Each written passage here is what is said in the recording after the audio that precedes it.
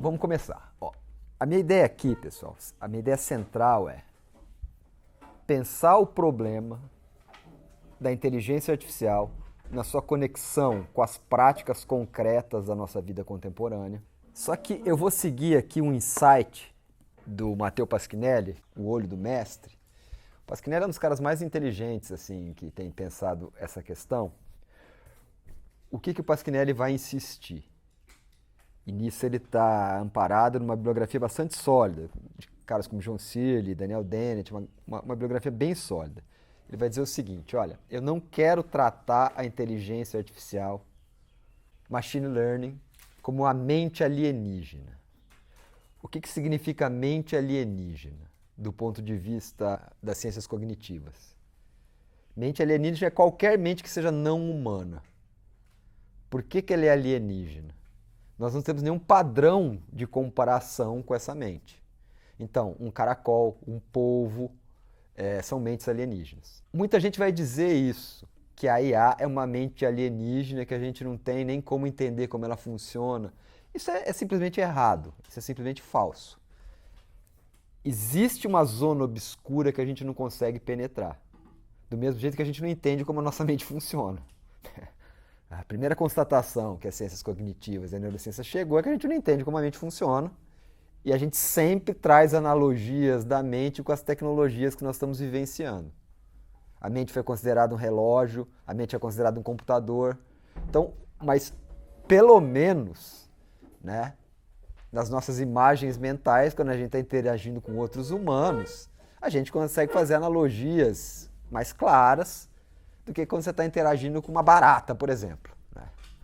Agora, é possível tentar entender como é que funcionam essas outras mentes. Agora, qual é o ponto do Pasquinelli?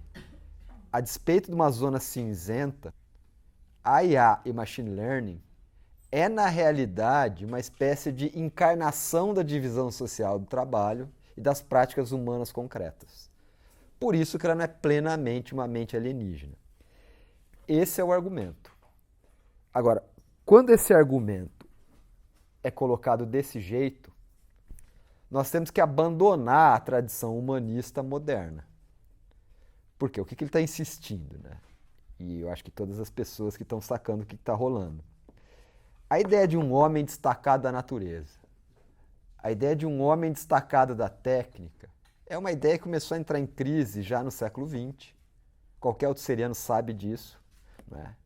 E que agora a gente começa a pensar que todas aquelas fronteiras que pareciam ser muito claras, animado e inanimado, natural, artificial, começam a ser erodidas.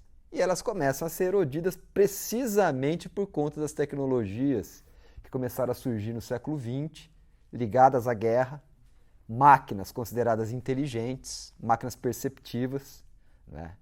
É por aí que a gente vai caminhar. E eu estou usando também, de forma sempre muito, digamos assim, indireta, um sujeito chamado Gilberto Simondon, extremamente controverso, mas o que eu acho que é interessante do jeito que ele colocou a questão. Ele diz, olha, quando o humanismo apareceu, durante a Renascença, o homem começou a pensar a máquina de forma autocrática. Do mesmo jeito que ele pensa a sociedade. O que é pensar de forma autocrática? A máquina está em disputa com o homem, ou a máquina é um meio dos homens dominarem os outros homens. Ele vai querer propor uma filosofia não autocrática da máquina. O que seria uma filosofia não autocrática da máquina? Perceber que a máquina ela é uma realização humana, mas não somente humana, e que toda essa visão é contaminada pela dialética do senhor e do escravo, que é uma dialética que acompanha o Ocidente, que é mais ou menos o seguinte. Quem foi dominado porque é fraco e tem que aceitar o dominador. Então, a proposta do Simondon é pensar uma filosofia que não vá por aí, que vá pensar o contínuo entre homem, máquina, técnica, natureza. Porque ele tem uma frase muito impactante, que ele vai dizer o seguinte: você não pode se libertar dominando outras pessoas. A filosofia do senhor do escravo é basicamente isso. Porque toda a sociedade escravocrata tinha, paradoxalmente, uma concepção de liberdade extremamente radical. Os gregos são o exemplo mais claro disso. Por quê? Os escravos produzem a vida material. Aí a pessoa experimenta uma liberdade aparentemente sem constrangimentos. No capítulo 1 do Capital, o Marx vai passar um pito no Aristóteles. Diz, olha, Aristóteles chegou muito longe. O único problema é que o modelo de homem que ele partia era um modelo que pressupunha um inumano subordinado ao homem.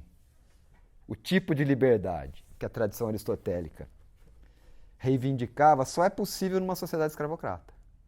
Ou, uma das coisas mais idiotas que você pode ouvir dizer, uma sociedade onde as máquinas fariam todo o trabalho humano, libertando o homem para quê? Para curiosidade e tudo mais. Eu vou tentar aqui, mais ou menos, dizer o porquê. Né? Então esse aqui que é o ponto de partida que a gente está tomando. Né? Como é que a gente tem que repensar nossa relação com as máquinas, repensar nossa relação com a técnica, para fugir das armadilhas que estão acompanhando a gente desde o começo da modernidade. Esse que é o ponto fundamental. E se a gente vai por aí, então não tem essa de descobrir essências. Qual que é a essência do humano? Qual que é a essência da máquina? É trabalhar no quê? Nos processos que sempre atravessam todas as coisas. E aí, cara, eu posso pensar em N bibliografias, né? Vai desde o Latour, Deleuze, toda uma tradição que vai pensar o quê? Os processos, as transformações, mais os fluxos do que os nódulos. Isso que vai ser o que a gente vai tentar brincar aqui um pouquinho. Eu vou, na verdade, conduzir a minha discussão aqui rastreando dois processos e como a busca desses processos desembocou numa outra coisa. Eu acho que tem dois processos que são fundamentais e são interligados para ajudar a gente a entender o que está acontecendo hoje. O primeiro deles, né, e a palavra pode parecer muito pomposa, mas ele foi explicitado com clareza pela primeira vez pelo Paul Virilio, num livrinho que ele escreveu em 88 em francês e foi publicado em 94 em inglês, Máquina de Visão. O que o Virilio está insistindo? Desde a Renascença começa um processo de automação da percepção. Veja como que essa palavra é interessante. Essa palavra, num certo sentido, atravessa a discussão do Heidegger, atravessa a discussão do Simondon.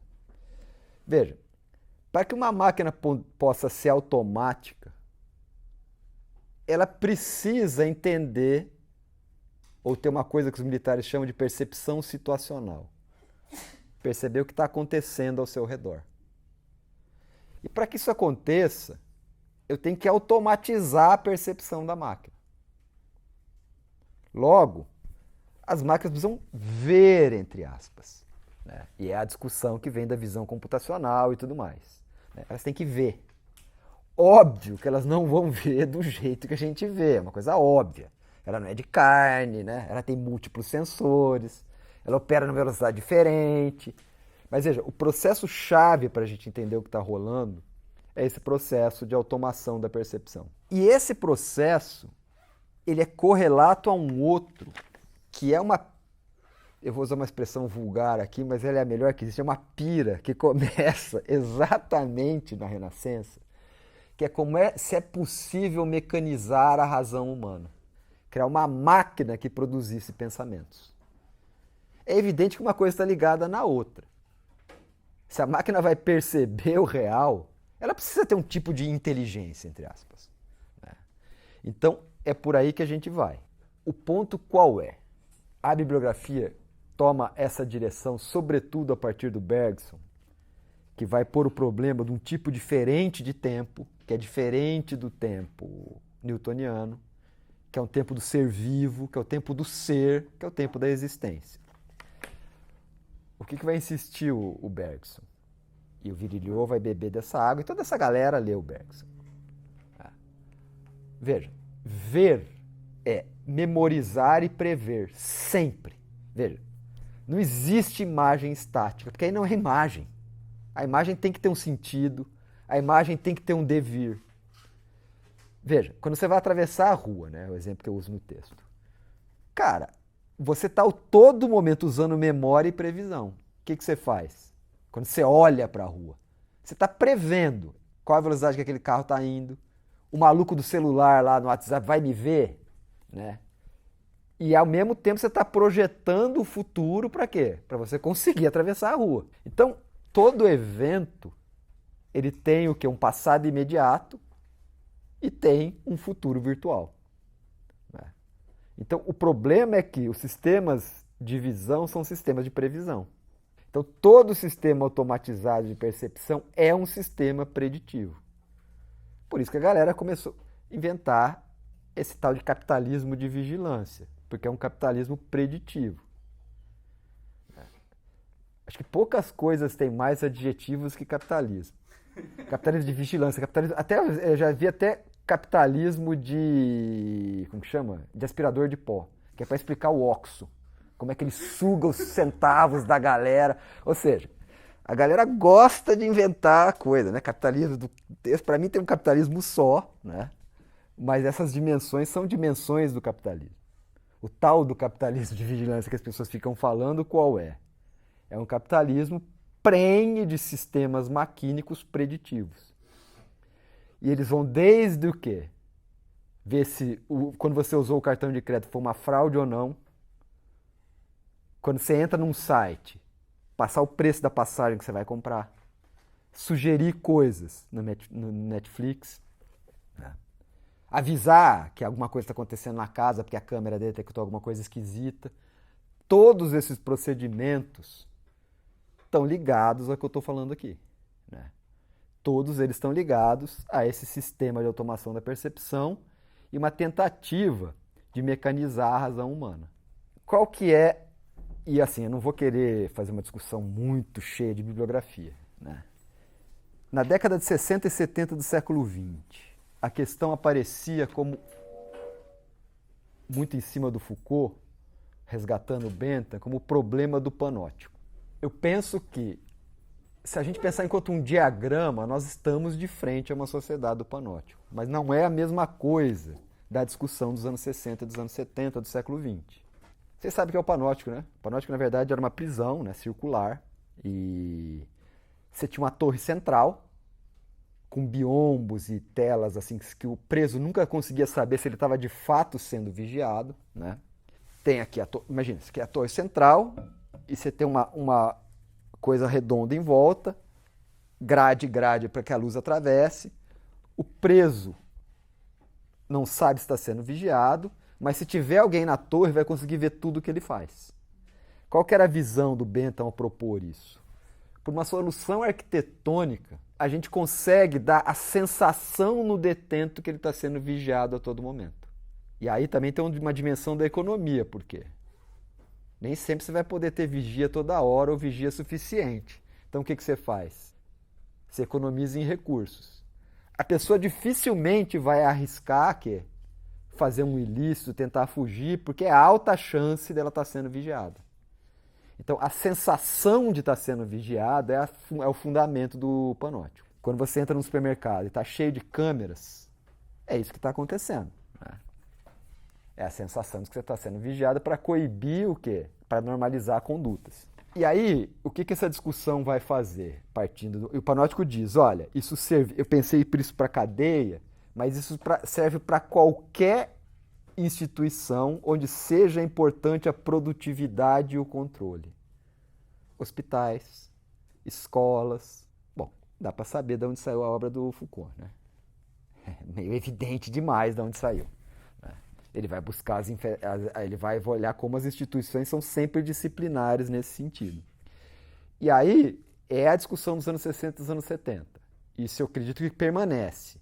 A ideia de despersonalização do poder. O que é um poder personalizado? Se você conhece o guarda, se você tem noção de como é o guarda, o poder não está despersonalizado. Um amigo do meu primo, ele estudou num colégio que... Assim, ele simulava a todo momento o vestibular e as provas eram feitas... As provas eram como se fosse o vestibular. Né? E elas não eram aplicadas por professores, elas eram aplicadas por monitores. E a galera às vezes chegava virada da noite na prova, né? Aí era o seguinte, 40% mais ou menos dos monitores eram rígidos, tipo o cara poderia dirigir um campo de concentração. Ele ficava vigiando, você não conseguia colar nem fudendo se você caísse numa sala dessa. 60% era de boa, alguns tão de boa que todo mundo tirava 10 quando ele vigiava. Veja, esse é um cenário onde o poder não está despersonalizado. Você chega, entendeu? Virado. Dependendo da sala que você cair, você nem faz a prova. Pra quê, velho? Né? Ah, mas se você der sorte, isso inclinava os alunos a beber mais, por quê? A chance deles chegarem e se darem bem era alta. Veja, se é um sistema onde você não tem o poder personalizado, você coíbe demais esse tipo de comportamento. Então, veja, essa é uma coisa que é do panótico ainda. Quanto mais as pessoas se sentem vigiadas, mesmo que seja uma paranoia, entendeu? Mais elas vão normalizar suas condutas. Isso continuou. Mas o que eu acho que muda? No panótico, e o Virilio vai dizer isso, não diretamente com essas letras, mas no panótico o preso sabia que era um olho humano que estava vigiando ele. E ao saber que é um olho humano, e você é um humano, o humano não é uma mente alienígena, você consegue driblar o sujeito. Né? Por quê? Você mais ou menos saca o que ele vai perceber, você sabe como disfarçar. O que começou a acontecer já nos anos 70 e nos anos 80, e é isso que o Virilio vai dizer em 88. Veja, as pessoas não estão percebendo. A questão não é a câmera. Porque o que você pensa? É o panótico por quê? Tem câmera, mas tem um cara sentado olhando para as câmeras. Não. E ele está pensando na tecnologia militar, né? O sistema de sensoriamento e tal, que não tem pessoas vigiando, né? Eles têm que ser automáticos. É o radar que comanda. Ele diz, olha, o que estava apenas numa discussão militar chegou no mundo civil. Muitas vezes não é um humano que está te vigiando. Se não é um humano que está te vigiando, ele vai perceber padrões que um humano não consegue perceber. Então a vigilância está num outro patamar. Né? E isso é traduzido... Em militarês, isso chama-se assinatura. Por exemplo, cada avião tem uma assinatura. Ele tem um padrão de comportamento. É esse padrão de comportamento que é detectável. Porque quando os aviões começaram a ser furtivos, ou seja, não ser detectado pelo radar, você tem que dizer, tá, ele não devolve o sinal do radar, mas que tipo de assinatura que ele tem? Saber que tipo de assinatura que ele tem envolve você criar um sistema de detecção que seja eficaz para o avião. Eles tentam fazer assinaturas que se parecem com outra coisa, como pássaros, por exemplo. Você não vai lançar um sistema antiaéreo que custa uma fortuna para bater uns pássaros, né? Então veja como é que entrou aqui. Essa questão já mudou de figura. A questão tem a ver com o quê? Com padrões, detecção de padrões. E quem quer se ocultar, quem quer ser revolucionário hoje, tem que saber fugir do quê? E confundir esses sistemas de vigilância. Porque é brincar de gato e rato, mas numa chave completamente diferente. Veja. Esse é o velho Virilio num texto de 1988. 88. Enquanto você tinha o quê? Computadores de 8 bits, era um negócio... Era muito tosco. Atari, o negócio era muito tosco. Né? Hoje as pessoas ainda não conseguem, às vezes, perceber isso. Em 88 eu acho que era, né? Mas veja, por quê, vai dizer o Virilio? E o Virilio está a todo momento discutindo com o principal, para mim, da escola de Frankfurt, que é o Benjamin. Ele está a todo momento discutindo com o Walter Benjamin. O Walter Benjamin tinha descoberto uma coisa. A foto e o cinema começaram a produzir uma coisa curiosa, que é a efemerização do suporte. Veja, outro cara genial, pensando nos anos 30 e tal, né? O cara falar isso nos anos 30 porque, né? O que é a efemerização do suporte? Até o século XIX, o suporte era decisivo. A tela do quadro, a escultura. Veja, hoje, quando você manda um e-mail, qual que é o suporte de um e-mail? Pode ser qualquer coisa. Quando você vai assistir Netflix, você pode assistir em N suportes. Sempre vai ter uma tela, é claro. Mas veja, o suporte é efêmero. Se o suporte é efêmero, a imagem se autonomiza. E essa autonomização da imagem é que transpõe o espaço para uma tecnosfera, que é um outro rolê, né? Que cria uma outra espacialidade, que não tem nada a ver com os espaços que a gente estava habituado. É uma outra discussão. Um outro tipo de espaço.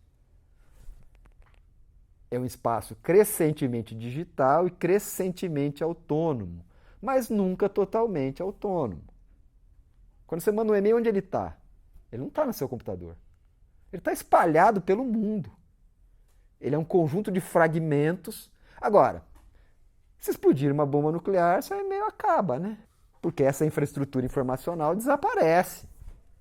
Óbvio que tem que ter um suporte. A questão é que esse suporte é fungível e cada vez mais fungível. E esse suporte destrói o planeta.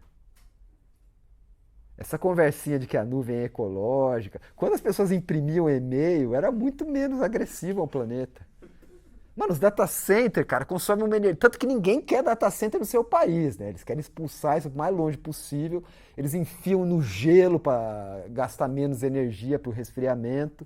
Então, cara, veja, o tempo inteiro nós estamos discutindo uma coisa intensiva em planeta. Porque o processamento das informações consome uma energia gigantesca.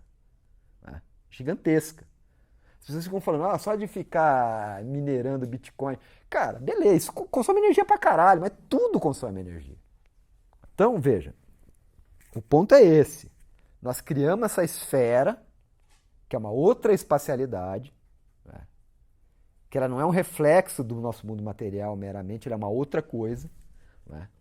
Extremamente intensivo em energia. Mas veja, o ponto qual é? É por isso que eu penso que os pós-modernos vão começar a acertar primeiro. Há uma percepção maquínica. O homem não está mais sozinho no jogo. As máquinas formam o quê? Subjetividades. Uma subjetividade que a gente consegue mais ou menos vislumbrar, mas não totalmente. Não, sobre essa questão do consumo de energias, fiquei pensando agora. Não é só uma questão então, de exploração de recursos fósseis, é uma questão de cada vez maior necessidade de tirar energia de onde dá para sustentar o sistema. Cara, o ponto básico, e eu que já vou dizer de cara, é quem leu o capítulo 13 do Capital percebeu que o capitalismo não é autônomo. Eu sempre dou risada com quem fala o capitalismo endógeno. Eu dou risada. Só a única coisa é rir, né? É uma coisa totalmente estúpida, né? Ele é fundamentalmente baseado na exploração de energia que ele claramente não criou, né? Por isso que a mercadoria pode ser barata. O velho Polanyi já tinha dito isso, né? Ela é barata por quê?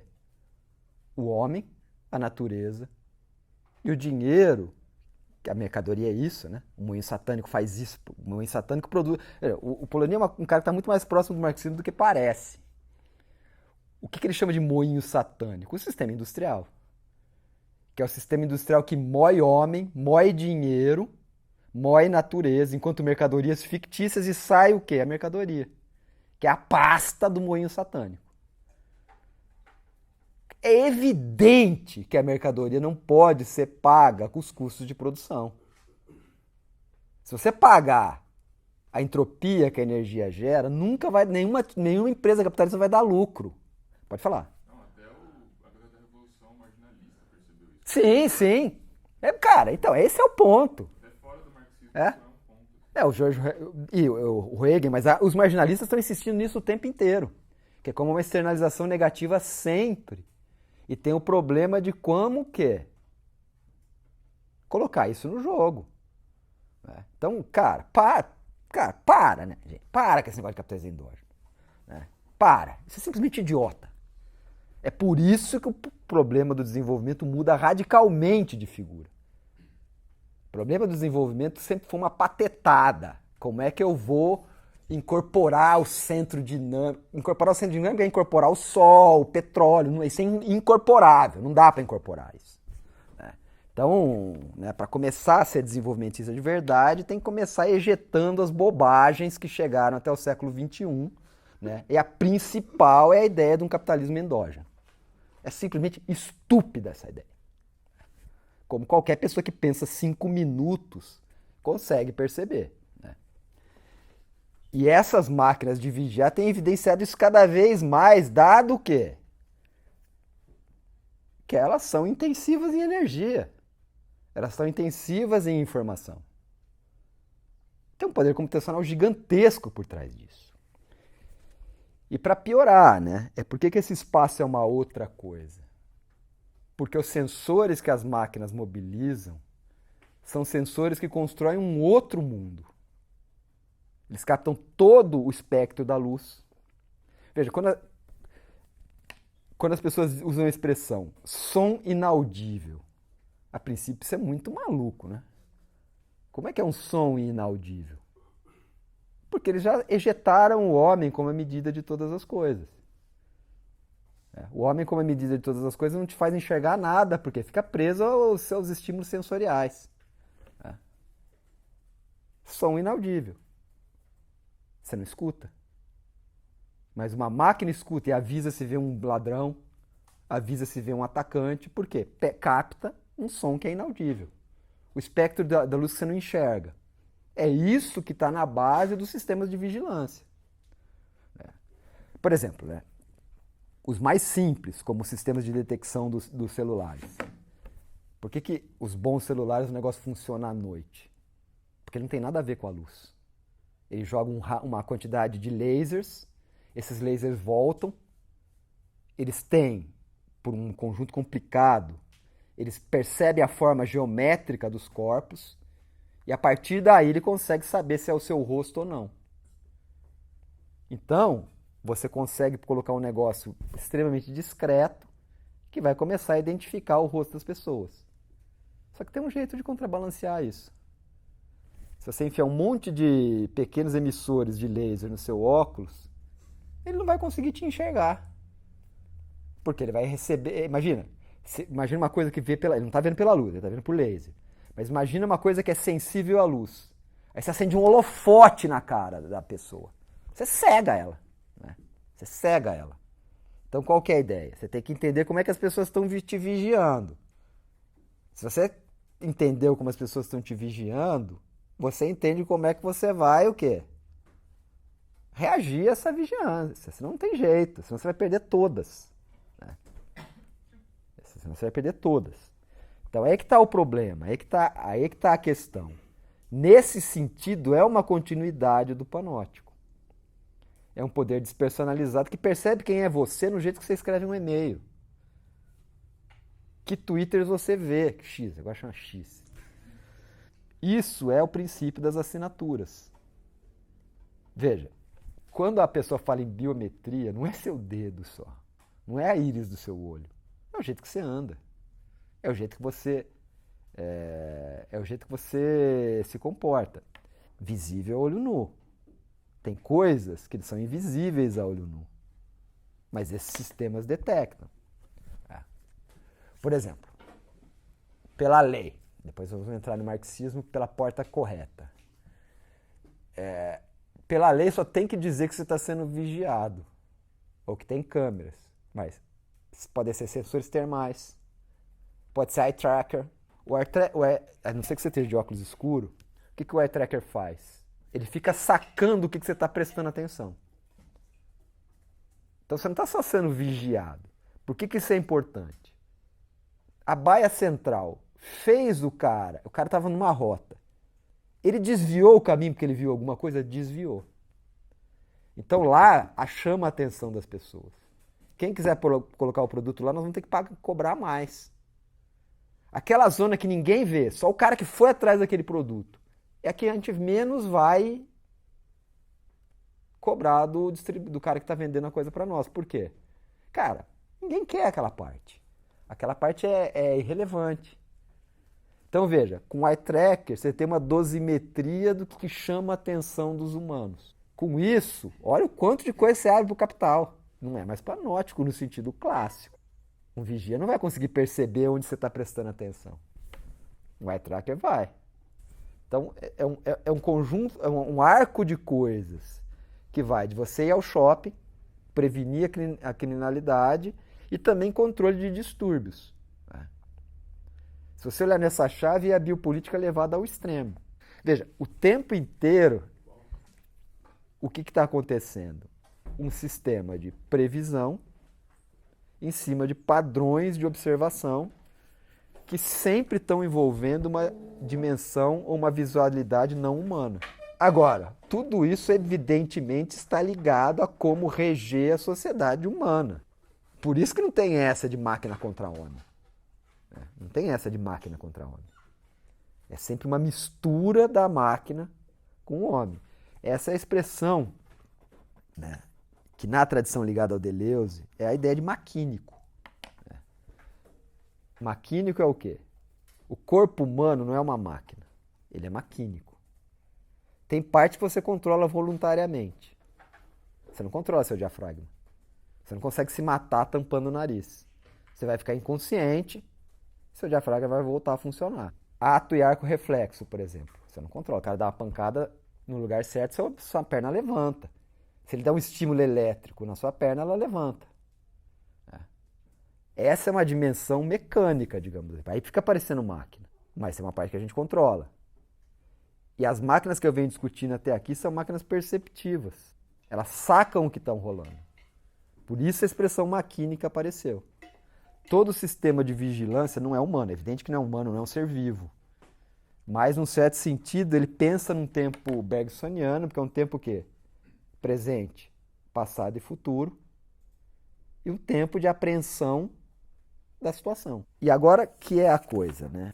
Como é que a gente chega nisso partindo do velho barbudo? Que é, como eu já disse, o capítulo 13. Maquinaria e grande indústria. O que vai dizer o Marx lá? Veja, as pessoas ficam discutindo uma coisa bizarra. Se máquina é uma coisa totalmente automática, se a propulsão humana é decisiva. Ele vai dizer o seguinte, olha, para mim o que importa é quando surge a máquina-ferramenta. Por que ele diz isso? Até a generalização da máquina-ferramenta, que é só no século XIX, as primeiras aparecem um pouco antes, mas é no XIX que surge o que ele vai chamar de monstro mecânico. Ferramenta sempre foi entendida como uma extensão do sensório humano. A figura clássica, né, do pensamento mecânico, o relojoeiro.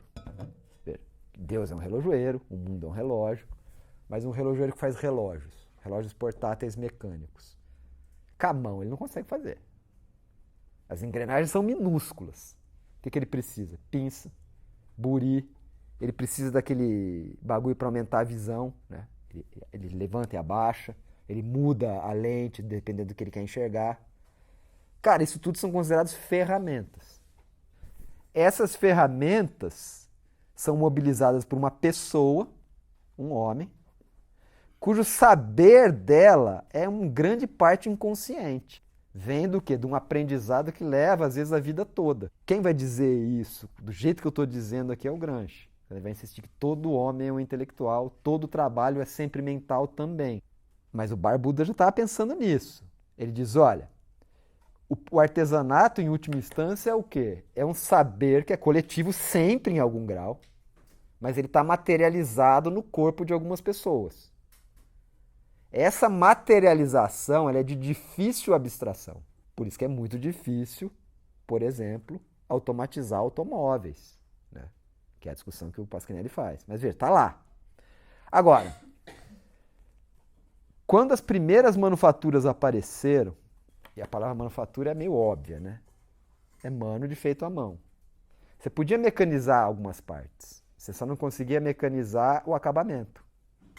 O acabamento só podia ser feito por um artesão. Onde você encontrava artesão?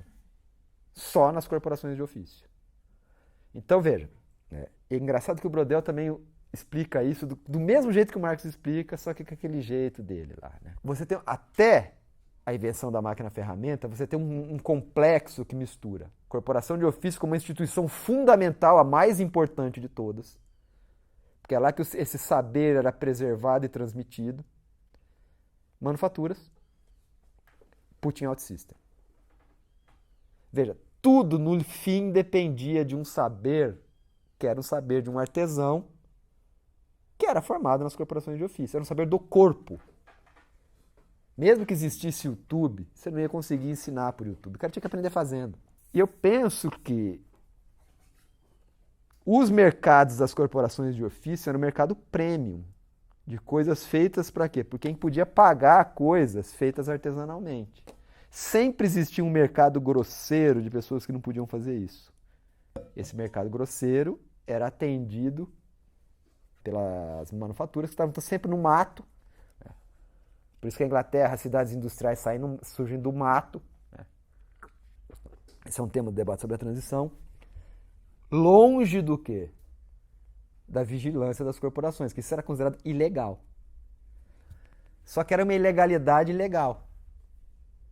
Todo mundo sabia que o artesão ia trabalhar clandestinamente nas corporações de ofício.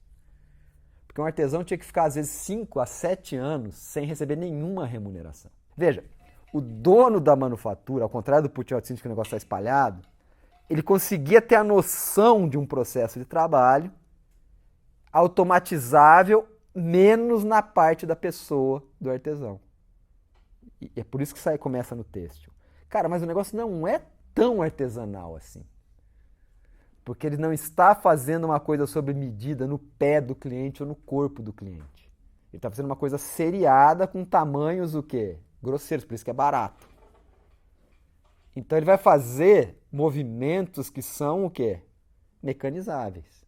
Tipo crochê. A pessoa faz crochê, ela dirige, ela faz qualquer coisa fazendo crochê. O cara começou a perceber o quê? Cara, no fim, esse cara faz movimentos que são movimentos que podem ser absorvidos pelas máquinas.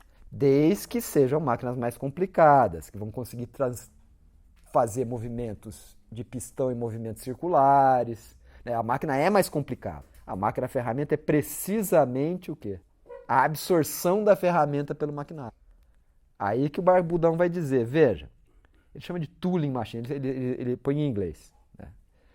A máquina, a ferramenta é o quê? Isso é máquina. Por quê? Aí é o problema da alienação e tudo mais. Essa máquina absorve um saber coletivo, abstrato, de instituições passadas, e quando a máquina aparece, a corporação de ofício começa a ser vista como uma coisa negativa. É engraçado como o Dobby era um sujeito que conseguia sacar as coisas. Ele percebeu que o primeiro movimento dos industriais clandestinos era atacar as corporações de ofício. Por quê? Elas deixaram de ser necessárias quando as máquinas apareceram, porque você não precisa mais daquele saber. Aquele saber foi absorvido pela máquina. Então eles diziam, cara, esses caras estão fazendo revolta, mas são revoltas artesãs. E a corporação de ofício encampa por quê? Ela não sobrevive contra a automatização da produção. Aí o Dobby diz, mas aí eles mudaram de tática. Eles começaram a penetrar no conselho das corporações e permitindo o uso crescente da máquina. Veja, como é que eles fizeram? Olha, esses caras são organizados pra caramba, vai ser difícil, vamos jogar por dentro. Nós temos dinheiro, a gente começa a penetrar no quê? No board. Não, isso aqui pode mecanizar, aqui pode... entendeu? Em vez de ser uma luta direta, eles começaram a restringir, diminuir as restrições ao uso da máquina-ferramenta nos processos artesanais. Mataram as corporações por dentro. Mas elas só puderam ser mortas por quê? Aquele saber que só ela, o monopólio delas, foi transferido para o maquinário. E nesse mesmo capítulo, eu acho muito engraçado as pessoas que se dizem marxistas, o Marx vai dizer a revolução foi a máquina-ferramenta. A máquina a vapor não foi a revolução. E a coisa é óbvia. A máquina-ferramenta, ao encarnar o DM de linha, começou a querer o quê? Acelerar a rotação dos capitais, colocar cada vez mais capital no jogo. Só aí as forças produtivas extra-humanas foram necessárias. Veja, é um sistema de máquinas, onde sempre que você cria um gargalo, você tem que resolver. Fiação. As tecedeiras são mais rápidas que o fio. Você inventa um processo de fiação que multiplica a produtividade. O que acontece? A fiação entra em desequilíbrio com a tecedeira. Aí você tem que inventar uma tecedeira e não para mais. Essa aparente produtividade é cada vez mais lastreada no quê? No carvão, que é mineral.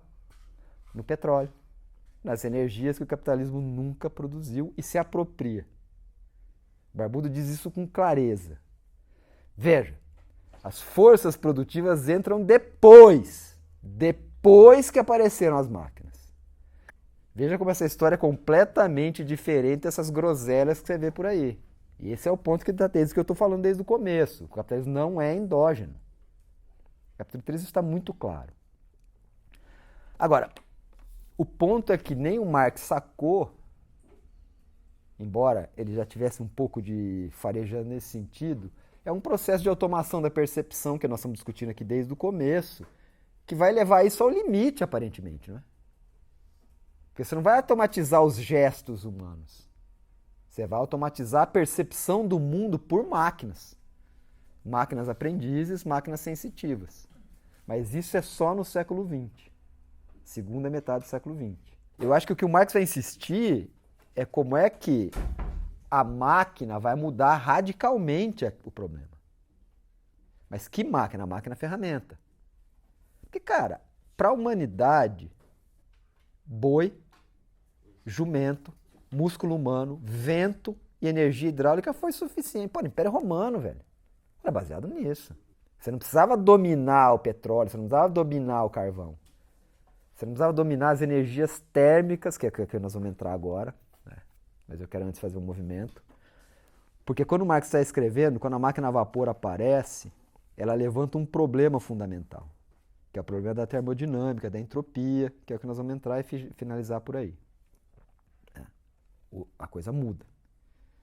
Mas o que eu quero fixar é o seguinte: por que que a máquina ferramenta transforma a questão? Todo mundo na época percebeu isso. Na Inglaterra é a questão das máquinas, em todo lugar as pessoas perceberam. Por isso que eu já disse aqui, o Polanyi chamou a máquina de um moinho satânico. A máquina moe natureza, moe dinheiro e moe gente.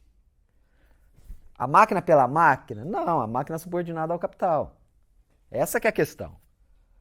Porque, por exemplo, né, eu gosto muito do Thompson, que ele vai insistir que os luditas não eram idiotas. Os luditas tinham percebido com clareza essa questão.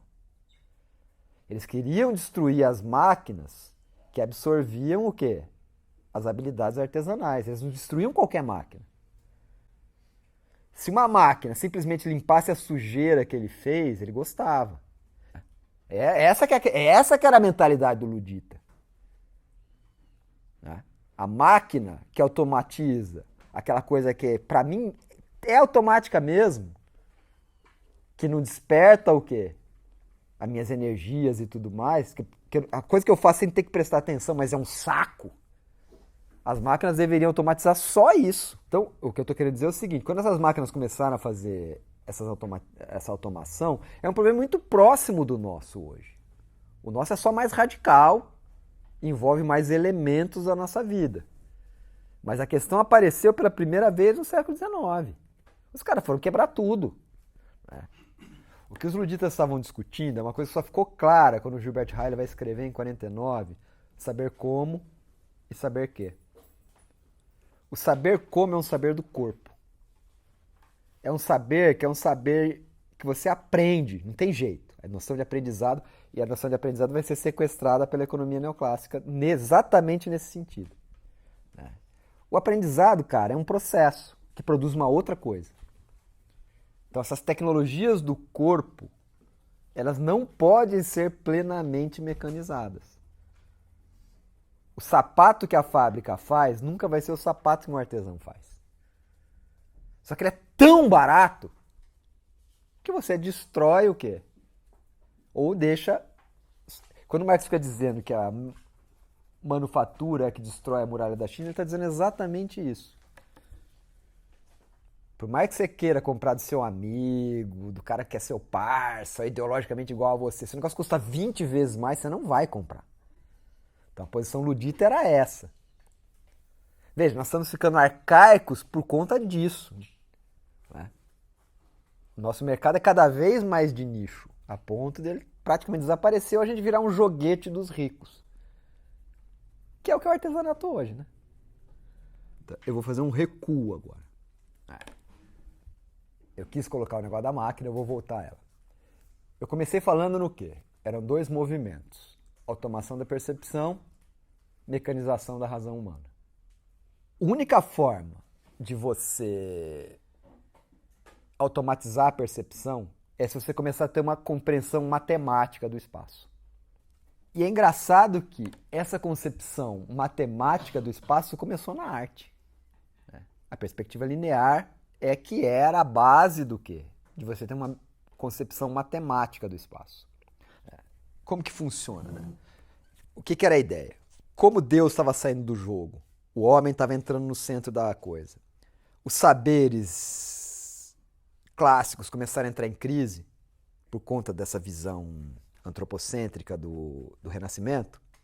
A ideia é, como é que eu vou, num quadro, dar a noção de profundidade? Ou dito de outra forma, como é que eu vou representar um mundo que é 3D em 2D? Para fazer isso, eu preciso de um conjunto de técnicas matemáticas muito complicadas. Que é a tal da perspectiva linear, que é o seguinte. Como é que o cara vai pintar um quadro? Imagina o seguinte, você está olhando uma rua. Né? A rua, evidentemente que ela é reta. Eu quero ver como é que eu vou dar a sensação que o sujeito olhar para o meu quadro, ele tem que achar que ele está vendo a rua. Então eu tenho que dar a sensação do quê? Da distância. E o jeito mais fácil de eu fazer isso é, ele traça primeiro uma coisa que é a linha do horizonte. Tem um ponto central que é o ponto da perspectiva, onde estaria no centro do olho humano.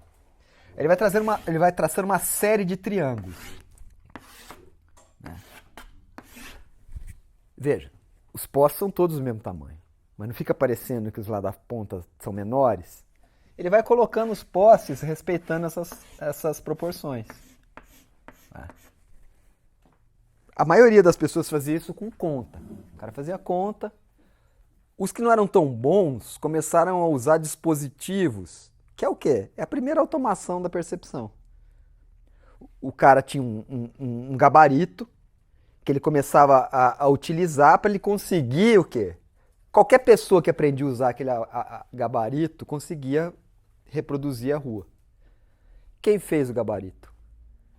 O cara que manjava pra caralho, entendeu? O que ele estava traduzindo? Um conhecimento abstrato, um saber do corpo num gadget. Tipo o ábaco. Mas isso pressupõe o quê?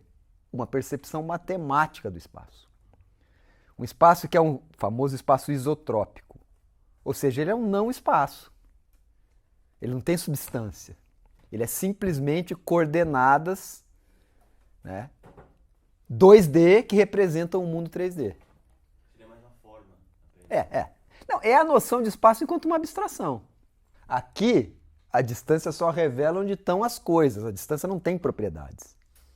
É uma concepção puramente matemática do espaço. Quando você faz esse movimento, você começa então a quê?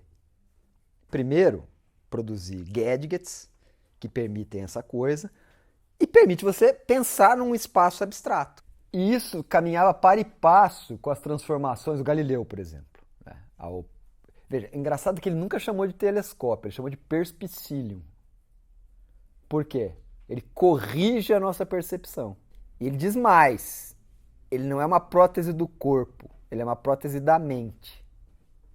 O Virilio busca isso lá atrás. Por que ele é uma prótese da mente? Teoricamente, ele mostra o mundo como ele é de fato. Aí tem montanha na Lua, né?